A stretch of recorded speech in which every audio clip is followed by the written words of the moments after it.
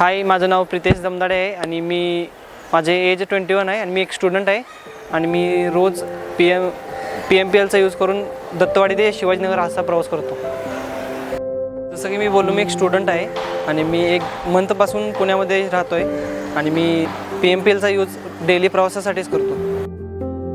खूपदा असं होतं की बस लेटच असते, क्वचित टाईमलाच बस टायमात येते आणि बस लेट असल्यामुळे पण प्रॉब्लेम होतो की आम्हाला कॉलेजला लेट होतो, त्यामुळे शिक्षकांचा ओरडा पण खावा लागतो। बसच्या मार्गामध्ये बोललो तर मी पहिल्यांदा जेव्हा पुण्यात आलतो त्यावेळी मला बसचं काहीच माहीत नव्हतं, कुठून बस शोधायची, सोर्स कोणताच माहीत नव्हता।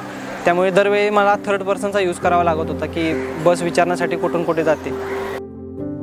युजुअली बस भरूनच येते, त्यामुळे बसायचा तर चान्सच नसतो की उभारूनच प्रवास करावा लागतो आणि बसमध्ये इतकी गर्दी असते एक वेळी की आम्ही ज्या स्टॉपला आम्हाला उतरायचं आहे त्या गर्दीमुळे पुढे जाता येत नाही आणि ड्रायव्हरला कळतच नाही की आम्ही तिथे उतरणार आहे। त्यामुळे आमचा जो स्पॉटला आम्ही उतरणार तिथं स्किप होऊन पुढच्या स्टॉपला उतरायला लागते, त्यामुळे तिथं आणि रिटर्न माघारी चालत यायला लागते आम्हाला। स्टुडंट्स बोललो तर आम्हाला खूप चांगले फायदे आहेत, कारण इथे आम्ही राहायला आलो आहे, इतरत्र खर्च आमचे भरपूर असतात, राहण्याचे खर्च वगैरे, त्यामुळे प्रवासाचा खर्च कमी होतो।